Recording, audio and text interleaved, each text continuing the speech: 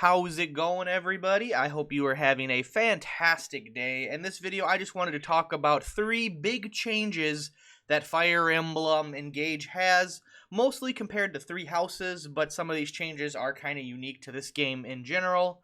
And as you know, this game comes out in just a few days. As of the recording of this video, it will be Tuesday, January 17th. This game will be out Friday, January 20th. And I am beyond hyped about it. I can't wait to play it. I plan to cover the game a lot on this channel, make a lot of content for it. So hopefully the game does well, the game lives up to expectations, and it's fun and enjoyable. From everything I've seen so far, it definitely looks that way.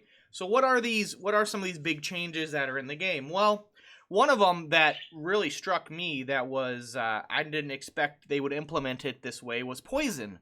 So poison's in the game, and, you know, like most games, you would expect poison to be like a dot or like a tick where, you know, you inflict poison on an enemy, and every time it's their turn or your turn, they take, you know, a set amount of damage or a percentage of damage. Well, in this game, when you inflict poison on the enemy, what happens is consecutive attacks on that enemy do increased damage, which is really interesting. So it's almost like a defense debuff or like a, you know, lowering of the unit's defense when they are inflicted with poison, which is, like I said, interesting and I guess a unique way, since there is really no other way to lower, you know, the defense of a unit. So just to reiterate, basically if you poison somebody and they're still alive, you hit them again, they'll take more damage, which, hey, it's cool, I guess. You know, it's different, it's unique.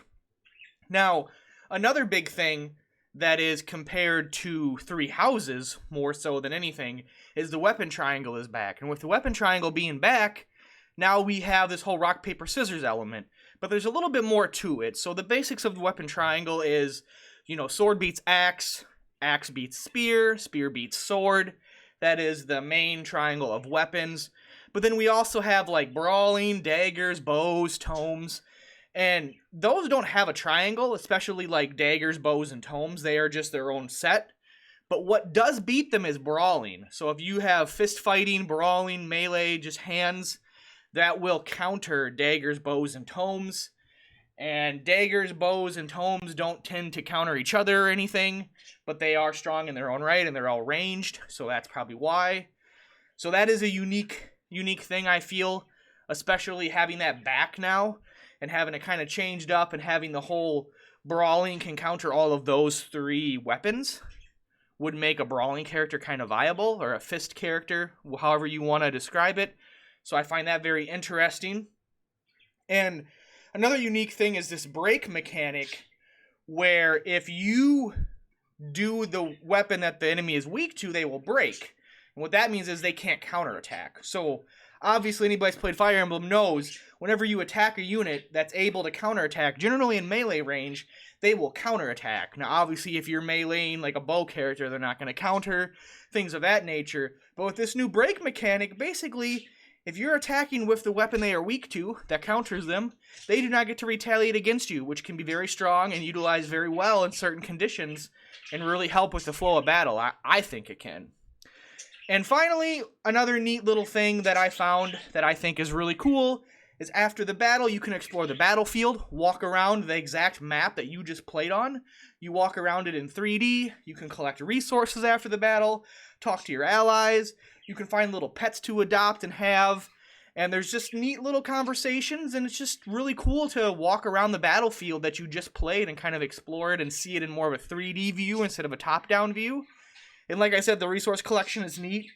Gives you kind of a reason to do it. Apparently there's going to be, you know, unique items, weapons, things like that that you may only be able to get on that battlefield or at that time. So that's also a neat little thing. Overall, I think, you know, these 3 changes are really interesting and definitely add some more life to this game that's, well, this franchise that's been around for so many years. And I, for one, am looking forward to it. And there's a few more changes, a couple more things, but I just found these 3 things to be very interesting, and I very much thought they were unique. And I am just super excited. I cannot wait. I hope you guys feel the same to a degree. Let me know what you think. Are you excited for Fire Emblem Engage? Do you plan on picking it up, or what are your thoughts? Are there other changes that you really like about the game? Let me know down below. I thank you guys so much for watching. Appreciate it. Thank you for checking out the video. It means a lot to me, and I hope to see you guys in the next one. Until then, I will see you later. Peace, guys.